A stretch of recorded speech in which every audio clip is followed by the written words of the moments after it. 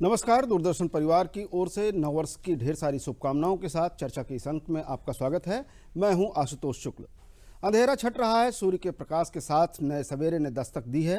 अंधकार को चीरती नई ऊर्जा के साथ नया साल एक नए जोश में है। नए संकल्पों के साथ हम सफलता की नई इबारत लिखने के लिए बेचैन हैं, लेकिन हर मोर्चे पर चुनौती है। कुछ खास क्षेत्रों में चुनौतियों की चर्चा आज हम अपने इस कार्यक्रम में करेंगे। खास तौर पर वो चुनौती जो एकदम हमारे सामने है, कोरोना वैक्सीन को लगाने की, बीमारी को जड़ से उखाड़ फेंकने की। कृषि क्षेत्र में व्यापक सुधारों को लेकर के जो चर्चा है उसको सही ढंग से किसानों को सोचने के लिए और साथ में उस पर कार्यक्रम को आगे बढ़ाने को लेकर के उद्योग जगत की चर्चा, साथ में जो सबसे बड़ी चीज़ है कि हमारी अर्थव्यवस्था। इन सारे बिंदुओं पर आज आधे घंटे में हम लगातार जो है इन पर प्रकाश डालने का काम करेंगे। हमारे साथ इस वक्त हैं लखनऊ विश्वविद्यालय में अर्थशास्त्र विभाग के अध्यक्ष डॉक्टर एम.के. अग्रवाल जी, और इसके साथ प्रगतिशील किसान हैं देव कुमार जी। आप दोनों लोगों का स्टूडियो में बहुत बहुत स्वागत है। डॉक्टर साहब, बात आपसे शुरू करते हैं। बात शुरू करने की सबसे बड़ी वजह यह है कि जो पिछला साल बीता साल 2020 रहा है, इसमें सबसे ज़्यादा चोट अगर कहीं पहुंची है तो वो हमारी अर्थव्यवस्था पर चोट पहुंची है। इस अर्थव्यवस्था को आने वाले 2021 में कौन सी चुनौतियां हैं, किस तरफ हम लेकर जा पाएंगे और कितना आगे बढ़ पाएंगे? ये आपने ठीक कहा कि जो विश्वव्यापी चुनौतियां थीं, भारत भी उससे आहत हुआ है जी। और अर्थव्यवस्था को चोट पहुंची है, इसमें कोई दो राय नहीं है, इससे कोई इनकार नहीं कर सकता जी। और ये कोई जिस प्रकार की कोरोना की व्याधि फैली जी। कोई अप्रत्याशित भी नहीं था जी। लेकिन एक जो सबसे बड़ी बात निकल करके आई जी। अगर मार्च 2020 से अगर हम पिछले 10 महीनों का मूल्यांकन करें जी। तो मेरे ख्याल से भारत एक ऐसा राष्ट्र बन करके उभरा है जी। जो चुनौतियों से डरा नहीं, डिगा नहीं। और जब मैं भारत की बात करता हूं, सरकार हो, चाहे आमजन हो, चाहे छात्र हो, चाहे महिलाएं हो, चाहे व्यापारी हो, चाहे किसान हो, चाहे उद्योगपति हो, ठीक है, उसको नुकसान हुआ होगा, सबको नुकसान हुआ है जी। लेकिन हिम्मत किसी ने नहीं हारी जी।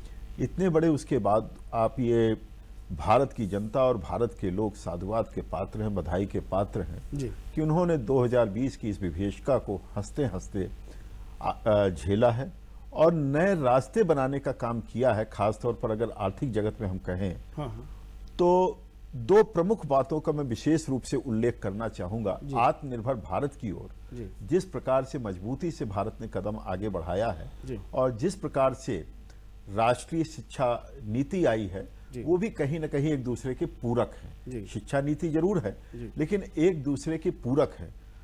और इसी बीच कृषि को लेकर के जो नए कानून आए हैं, उसमें सुधारों को लेकर के आए हैं, तो आप देखिए भारत प्रगतिगामी बल्कि और तेजी से आगे चला है।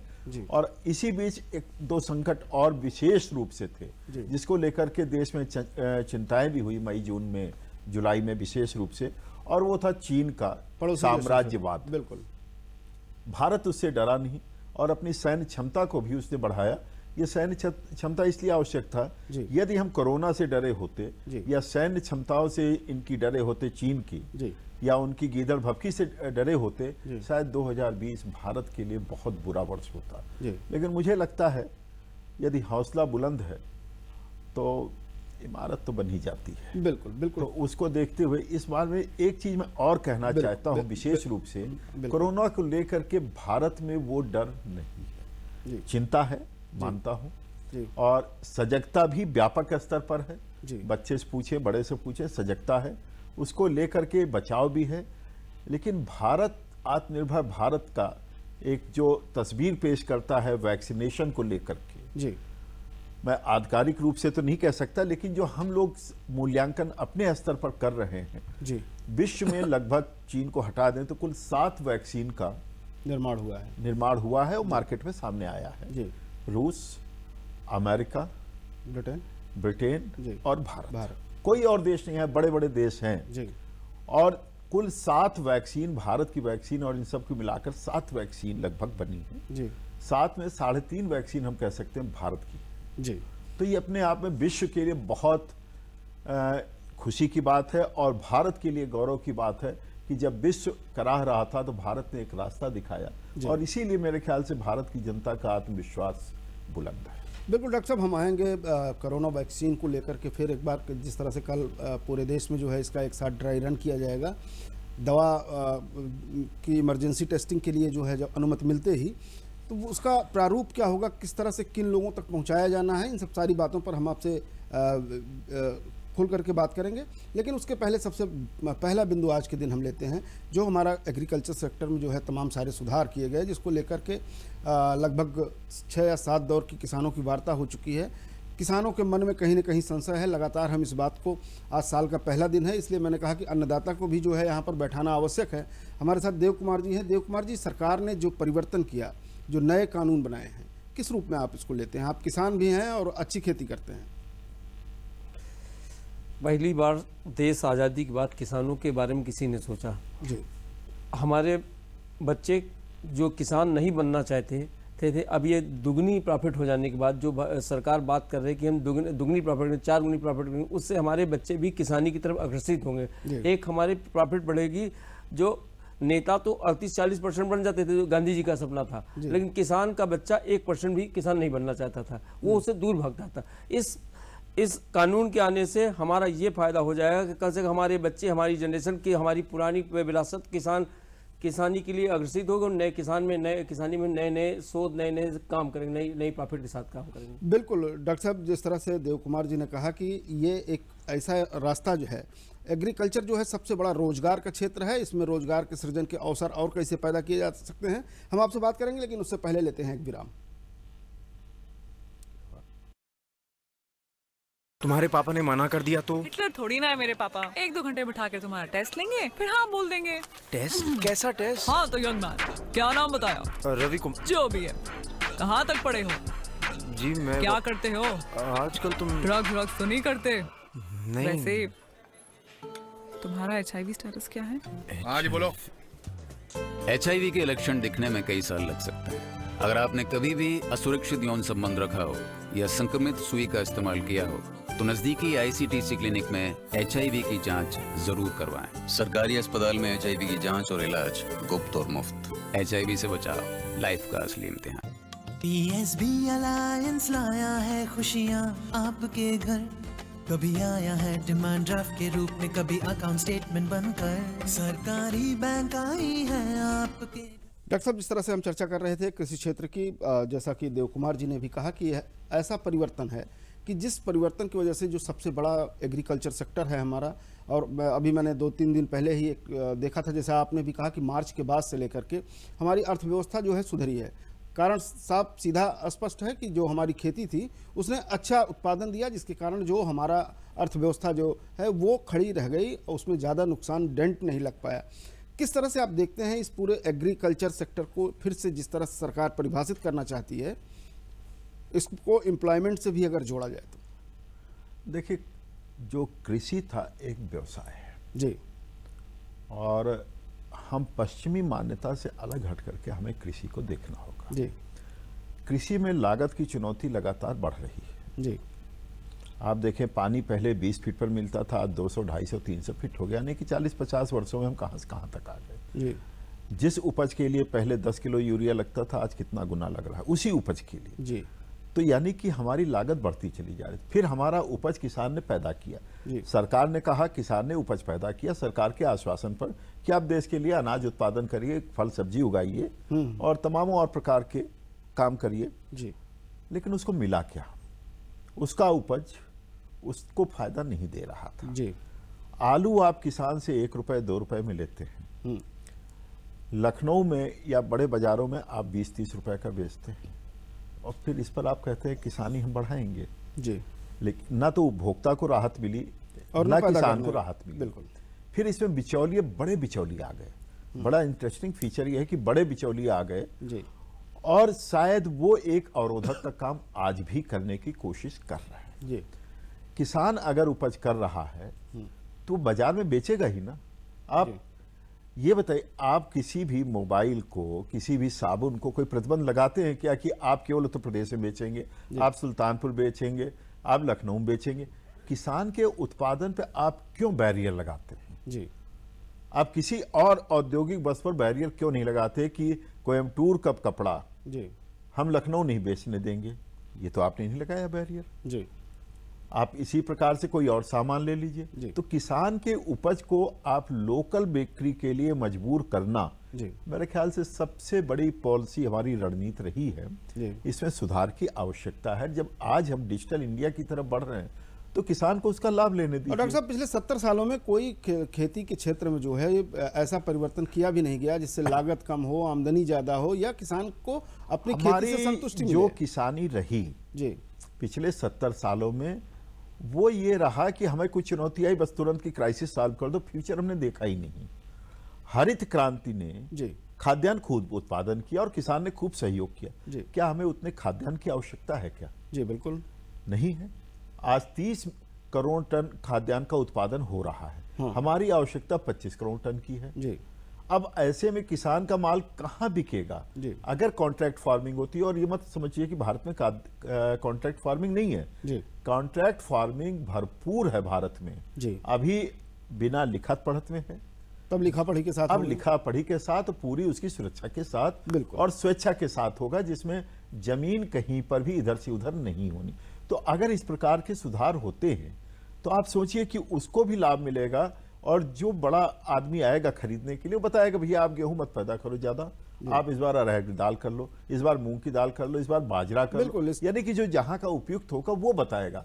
आप सोचिए गांव में, आप तो गांव से आना जाना आपका है, जी। गोभी कितने में बिकती है, पालक कितने में बिक रही है, बिल्कुल, बिल्कुल। लखनऊ में कितने में बिक रहा है, जी। गोभी वहां 1 रुपए में नहीं बिक पा रही। नहीं बिक पा रही है। बिल्कुल देव कुमार जी, कुछ स्थिति आप बताएंगे कि अभी जो सरकार ने खोल दिया कि आप अपना सामान अपनी मंडी सीमित नहीं कहीं भी ले जाकर के देश के किसी कोने में बेच सकते हैं। इसके पहले की स्थिति क्या थी, जिस बात की जिस तरफ डॉक्टर साहब बिचौलिए की तरफ इशारा कर रहे हैं? इसके खुलने से हमारा 4 गुने ज़्यादा फायदा होगा। जी हम अपना किसान अभी लॉकडाउन में जी। हमारी सब्जी हम जिस तरीके से हम लोगों ने लोगों को पहुंचाया कर उस भीषण अकाल में, भीषण परेशानी में, त्रासदी में जी। हमने कम दामों पे, कम से कम दरों पे जो है लोगों को पहुंचाने का काम किया। सब्जियां का जो रेट था 50 में झोला भर जाता था आदमी का, जी वो हमने अपना किसान भाइयों ने अपना वो दायित्व पूरा किया। जी। यानी आज की डेट में जब हम 70 साल से वही सोचते हैं, उसी में बिजी रहते हैं, हमको सब कहीं महंगाई बढ़ रही है, हमारे उत्पादन की महंगाई, लागत हमारी बढ़ती जा रही है। जी। अगर सरकार ये करने जा रही है, हमको मार्केट मिलने जा रही है, उस मार्केट में जैसे उस तरफ हम लोग जैसे चिप्स बिकता है 50 ग्राम चिप्स 20 रुपये बिकता है, जी तो उस तरफ अगर उस प्रोसेस में हम लोग लगा पाए, स्टोरेज की जिससे क्षमता सरकार देने जा रही है उससे हम बढ़ा पाए, तो हमें लगता है इस देश में किसानों में एक नई क्रांति आ जाएगी, हमारे नौजवानों में एक नई शक्ति पैदा हो जाएगी। बिल्कुल। डॉक्टर साहब, अगर हम राज्य सरकार की बात करें, थोड़ी चीज़ों को हम लेते हुए चलते हैं क्योंकि समय का हमारे पास अभाव रहता है, तो एक लंबी फहरिस्त है। अगर राज्य सरकार की हम बात करें तो हमारे पास कुछ हैं जिनको मैं पढ़ देना चाहूँगा कि सरकार ने जो है महिलाओं की सुरक्षा के लिए मिशन शक्ति अभियान चलाया, माफिया जो भू माफिया थे खासतौर पर उनके घरों पर बुलडोजर चलाए, गौ हत्या पर 10 साल की सजा का कानून बनाया, कमिश्नरेट सिस्टम जिसकी बहुत दिनों से डिमांड थी वो भी लागू किया गया, बैंकों में जो बैंक सखी योजना शुरू की गई जिसमें से बैंक महिला कर्मचारियों को, महिलाओं को भी जो है बैंकों का हिस्सा बनने का मौका दिया गया। सबसे बड़ी चुनौती थी कोरोना काल में जो प्रवासी भारतीय आए थे उनको काम देना और उनके जीवन को बचाना। दोनों कामों पर कहीं न कहीं सरकार जो है खरी उतरी है। और सबसे बड़ा काम जो हुआ है, जो विवाद का अक्सर विषय रहा करता था, अयोध्या में श्री राम मंदिर का शिलान्यास भी, नोएडा में फिल्म सिटी बनना, जेवर में इंटरनेशनल एयरपोर्ट, एक जिला एक उत्पाद को एक नई पहचान मिलना, और इसके साथ सबसे बड़ी चीज़ है स्वच्छ पेयजल, हर घर जल योजना जो है, टैप वाटर जो है घर घर पहुंचाने की स्कीम रही है। ये तो वो राज्य सरकार के कार्यक्रम रहे हैं। इसके साथ जो सबसे मेगा प्रोजेक्ट्स जो है उत्तर प्रदेश के हैं, उसमें जो है पौने 5 लाख रुपए में 1040 शहरी गरीबों को लाइट हाउस प्रोजेक्ट, जिसका आज शुरुआत जिसकी प्रधानमंत्री नरेंद्र मोदी ने की है। साथ ही 9 एयरपोर्ट का निर्माण, जिसमें एक जेवर में बनने वाला एयरपोर्ट इंटरनेशनल एयरपोर्ट है, 2 नए expressway, Purvanchal expressway, Ganga expressway, और इसके साथ डिफेंस कॉरिडोर। ये वो फहरिस्त है जो पिछले 1 साल में राज्य सरकार ने तेजी से पूरा किया है। इसके साथ साथ आप लगातार जो योजनाओं और परियोजनाओं की बात अगर करें हम, तो कहीं ना कहीं केंद्र सरकार और राज्य सरकार, ये गरीब सेंट्रिक जो है सरकार कही जाएगी। इस पर विस्तार से आपका हम जवाब लेंगे, लेकिन उसके पहले एक छोटा सा ब्रेक।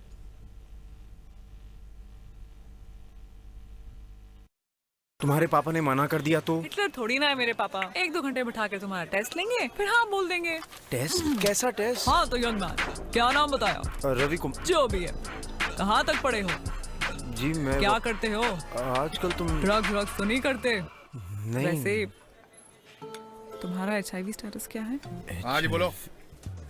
HIV के लक्षण दिखने में कई साल लग सकते हैं। अगर आपने कभी भी असुरक्षित यौन संबंध रखा हो या संक्रमित सुई का इस्तेमाल किया हो तो नजदीकी ICTC क्लिनिक में HIV की जांच जरूर करवाएं। सरकारी अस्पताल में HIV की जांच और इलाज गुप्त और मुफ्त। HIV से बचाओ, लाइफ का असली इम्तिहान।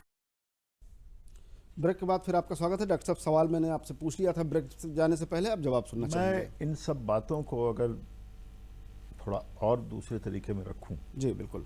तो 2-3 इससे निष्कर्ष निकाल सकते हैं। जी सरकार ने जो कोरोना के पहले के लक्ष्य अपने रखे थे जी उसमें ढिलाई नहीं की। जी चाहे पूर्वांचल एक्सप्रेसवे हो, चाहे गंगा एक्सप्रेसवे हो, या इसी प्रकार से पेयजल योजना हो, जी इन हाउस टॉयलेट की बात हो, या सोलर लाइट की बात हो, जी या गवर्नेंस की बात हो, जी कहीं पर ढिलाई नहीं की। जी। और मेरे ख्याल से यही चीज मैंने जो शुरुआत में कही थी कि भारत की विशेषता ये रही है कि कोरोना काल को उसने चुनौती को अवसर में बदलने का काम किया, जी।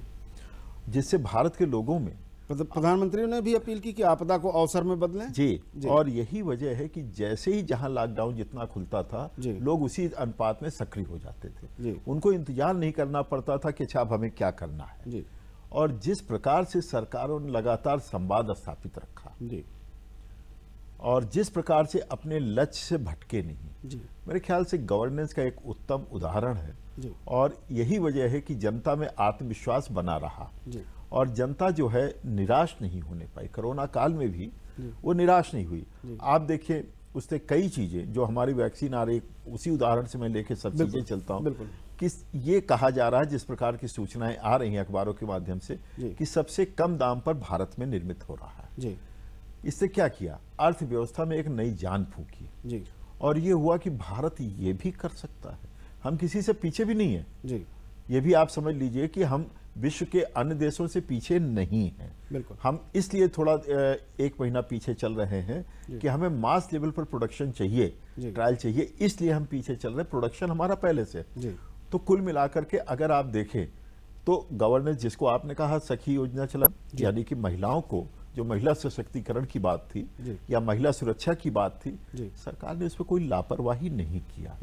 और जहां पर पशुधन की बात की, गाय की हत्या की बात की, उस पर बात किया, वो भारत सरकार की और प्रदेश सरकार की एक ऐसी रणनीति है जो कृषि और ग्रामीण अर्थव्यवस्था को बदलने का एक माध्यम बनाया जा रहा है कि कैसे हम कम लागत पर कृषि को आगे बढ़ा सकते हैं। क्योंकि यूरिया आधारित कृषि का क्या नुकसान हो रहा है, आप पंजाब में, पश्चिम उत्तर प्रदेश में देख सकते हैं। चाहे स्वास्थ्य की, मानव स्वास्थ्य के लिए, चाहे आप भूमि के उर्वरा शक्ति के स्वास्थ्य के रूप में देखें, सब में जो है नुकसान हो रहा है। और जल का अनावश्यक अपव्यय होने के कारण पर्यावरण और संसाधनों का, प्राकृतिक संसाधनों का नुकसान हो रहा है। यानी कि सरकार ने और कई काम किए, अगर आप उठाकर देखें उसकी चर्चा नहीं हो रही है।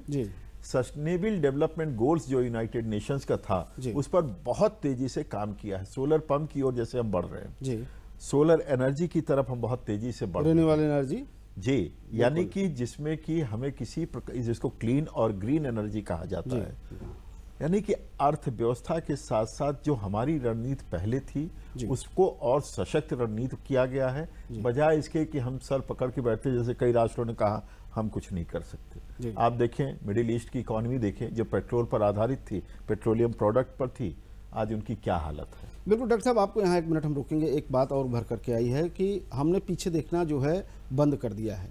यही कारण है कि आज नए साल के तमाम स्वागत और चुनौतियों के लेखों में 10% ग्रोथ की जो है संभावना व्यक्त की गई है। किस रूप में लेते हैं इसको? देखिए, निश्चित रूप से आप इसको इस रूप में देखिए कि जिस प्रकार से जीएसटी का कलेक्शन तुरंत बाउंस बैक किया, मतलब रिकॉर्ड स्तर पर जीएसटी कलेक्शन आया है। रिकॉर्ड स्तर पर आप देखिए, अक्टूबर में, नवंबर में, दिसंबर का डेटा आज शाम को आ गया होगा या कल आ जाएगा। तो आप जिस प्रकार से जीएसटी का कलेक्शन बढ़ रहा है, जी तो ये क्या शो करता है? जीएसटी तो कोई चैरिटी नहीं है ना, नहीं, बिल्कुल नहीं, इनकम टैक्स पिछले साल का नहीं है, ये तो तुरंत का है। तुरंत का है। तो यानी कि बाजारों ने जिस प्रकार से रिएक्ट किया, जी ठीक है, अभी इसमें कमी, मैं नहीं कह रहा हूं कि सब चीज नॉर्मल आ चुकी है, जी। लेकिन अर्थव्यवस्था बहुत तेजी से नॉर्मलसी की ओर बढ़ रही है जी। और इसमें सरकार की महत्वपूर्ण भूमिका है और लोगों के साहसिक एंटरप्रेन्योरशिप को भी आपको नमस्कार करना पड़ेगा, सलाम करना पड़ेगा कि उन्होंने इस विपत्ति काल में भी अपना धैर्य नहीं खो करके, बिल्कुल, बिल्कुल। चाहे छोटा व्यापारी हो चाहे बड़ा व्यापारी, इसमें लगा रहा है। बिल्कुल, सारी बातों को लेते हुए एक बार फिर हम किसानों के मुद्दों पर लौटेंगे, लेकिन उससे पहले भी लेते हैं एक विराम।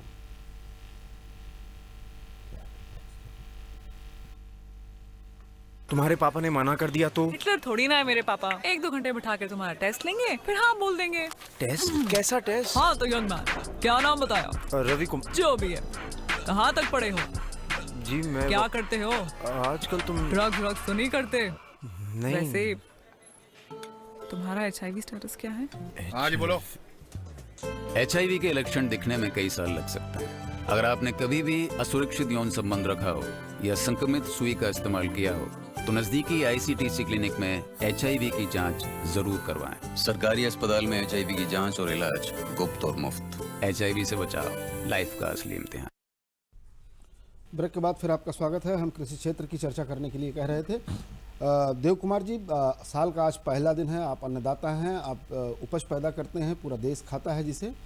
सरकार भी जो गतिरोध है वह किसान और सरकार के बीच में वो भी माना जा रहा है कि आने वाली 4 तारीख तक समाप्त हो जाएगा। नया कानून, नई व्यवस्था, नई ऊर्जा, क्या कुछ लेकर के आप आगे किसानों का भविष्य देखते हैं? किसानों का भविष्य हमेशा से उत्तम रहा है, उत्तम रहेगा।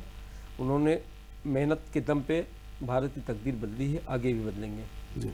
उन्होंने कभी ना वो घबराए हैं। हाँ। अपने काम से उन्होंने अपने काम को सम्मान दिया है। मेरा एक सुझाव है जी, इसमें कि हमारे पुरानी खेती जो होती थी उस पे जानवरों का बहुत ज़्यादा आश्रित होता था। अगर आज के विज्ञान या हमारी सरकार उस पर सोच ले, इन जानवरों का जो जिनसे थोड़ा सा पीड़ित है किसान, जी, कोई विज्ञान साइंटिस्ट या वैज्ञानिक उसके ऊपर कोई शोध करके उनका कोई स्वरूप बदल ले, जी, तो शायद जो हमारी किसानी का लॉस हो रहा है वो रुक उससे 50-200% ज़्यादा ग्रोथ हम कर सके। बिल्कुल। डॉक्टर साहब, ये एक ज़मीनी समस्या है जिसकी ओर आप इशारा कर रहे हैं। ये बात है छुट्टा जानवरों की, और छुट्टा जानवर निश्चित रूप से फसल को जो है खराब करता है।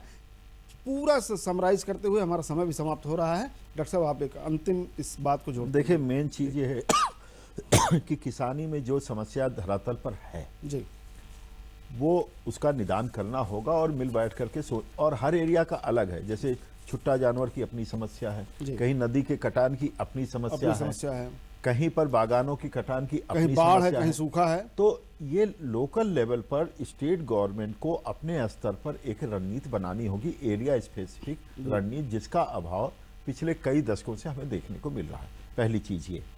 दूसरी चीज, जहां तक अर्थव्यवस्था की बात है, मैं फिर कहूंगा कि विश्व स्तर पर जिस प्रकार से भारत ने कीर्तिमान स्थापित किया है, जी, अपना आत्मबल, आत्मसम्मान ऊंचा किया है, तो उससे मुझे लगता है कि आने वाले समय में भारत एक ऊर्जावान देश और शायद दूसरों को भी राह दिखाने वाला देश बनेगा। दूसरों के उंगली पकड़ पर चलने के बजाय दूसरों को सहयोग देने की कोशिश करेगा। जिस तरह से अंधेरे से निकल करके उजाले में आने पर दुनिया दिखाई देती है, निश्चित रूप से साल 2020 जिस पीड़ा को दे करके गया है, उस पीड़ा से उबर करके नई ऊर्जा और नए अपने गोल बना करके हम काम करेंगे, तो निश्चित रूप से जो हमारे काम धीमे पड़े थे या छूटे हुए थे वो सामने आएंगे। और जैसा डॉक्टर साहब ने भी कहा कि हम अपने एक नई चुनौती को स्वीकार करते हुए आगे बढ़ने में सक्षम होंगे।